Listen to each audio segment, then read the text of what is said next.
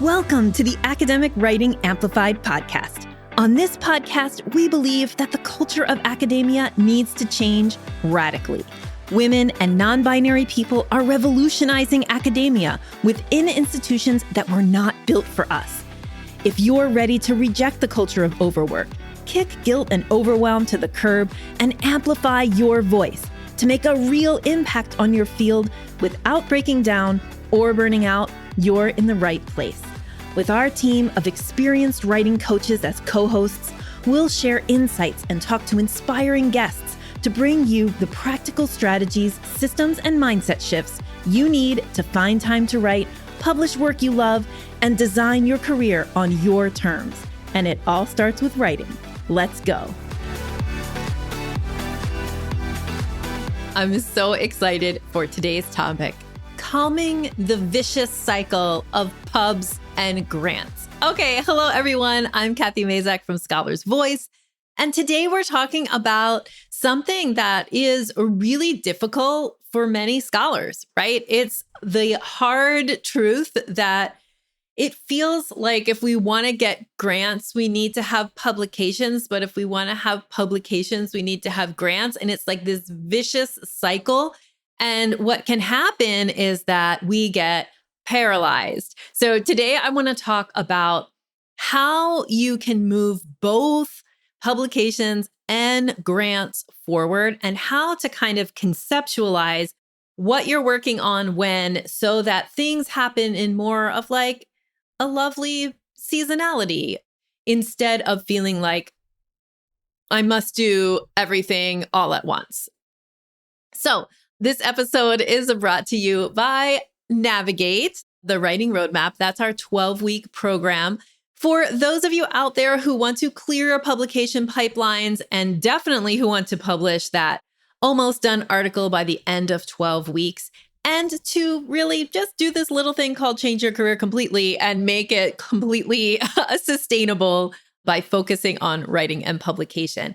If you're listening live, then that means that applications are open and you can go to scholarsvoice.org/navigate, find the pink button that says apply now, and start our application process for our upcoming cohort, which starts August 14th and goes to the first week of November. It's 12 weeks. I'm going to link up a document in the description so that you can get all the information, including pricing, call times, curriculum, all of it. So check that out. If you are not watching or listening live and we are closed for enrollment, when you find that pink button, it will say join the waitlist. So you should do that and get into our next cohort. All right. So back to calming the vicious cycle of publications and grants. So it can be really frustrating as an, really, I was going to say as an early career scholar, but really anywhere you are in your career, to start the process of, publishing something, knowing that it needs a next level, the next research direction it needs to go. So you apply for grant funding and you don't get that grant funding. And then you kind of feel stuck or stalled out. Opposite is also true. You get some funding, you collect a bunch of data, you don't get those publications out, and then you go to apply for more funding and you don't get that funding because you don't have the publications out. So what to do? All right. So first, we need to think about our academic careers as playing a long game. Academic careers are very long term. And though some of you are probably in rather fast moving fields, some of you are in slower moving fields. And really, there are very few academic emergencies or anything that happens like so fast in academia, including like the turnaround time to get things published and to have your grants evaluated. So everybody needs to just take a deep breath and start to conceive of your career in terms of 5 to 10 year chunks. So if you think about like a 5-year chunk, within that 5 years, there probably should be or could be for you, depending on your goals, an emphasis on data collection. So let maybe back up, an emphasis on grant getting, an emphasis on data collection, an emphasis on writing up data, right? And there's probably other things to emphasize as well, Maybe they are service related. Maybe they're creating curriculum. Maybe they are teaching related. There may be many other things, but since this is a video that's about pubs and grants, like let's focus there. So you're not going to go through that cycle of apply, collect data, publish off the data, apply, collect data, publish off the data. You're not going to go through, most of you won't go through that cycle even once a semester. We need to think of the cycles kind of as longer. And I actually encourage people to think about them in terms of years rather than in terms of months or semesters.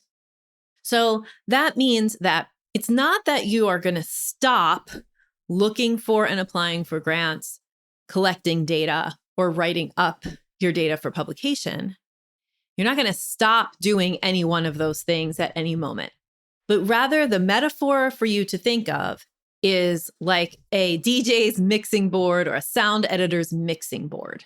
And so if you can picture that mixing board, it has like a bunch of dials, right? And so each dial is an instrument or a track. And if you had all the dials equally high, it would just sound like a blasting wall of sound in like a bad way, right? What a sound editor does is, we're going to have like a little more bass in this part of the track. And then we're going to take down, the guitar over here and whatever. You're mixing that, right? So using that metaphor, that's the metaphor you're going to use to guide you through the process of thinking about where am I focusing on in that cycle of pubs and grants? Am I in a season where I want to turn up the volume on just getting as many grants as I can, right? Like just applying for a whole bunch of things. Am I in a season where I maybe just got a big grant? And so what I really need to do is ramp up that grant. I need to spend my time and my energy preparing to do the grant that I promised I would do and collect data, right? So it might be a data collection season and the volume is high. You turn up the volume on data collection, but that means you have to turn down the volume on other things. We turn down the volume on searching for grants, maybe. Similarly, with writing up, now you have a bunch of data. And instead of just continuing to collect and not analyze, or even collect and analyze piles and piles of data and not write them up for publication and just keep getting grants, that eventually that cycle will break, because if you're not disseminating, you'll eventually stop getting awarded grants. So there needs to be a time where you turn the volume up on that pipeline clearing or getting those publications out in the world. And maybe you're turning down. It's not the season for grant writing. It's not the season for more data collection. It's the season for analysis and write-up. So that's the way I want you to think about this cycle of pubs and grants, right? Like one begets the other, but we can't be doing we can't be putting all of our effort at 100% into both getting publications out and getting grants. When you are farther along in your career, or when you have built a team or an institute or a center that has a team, a lab with a team, then you can start to kind of step into a leadership role where you have different members of your team potentially working on different parts of the grants and pubs cycle.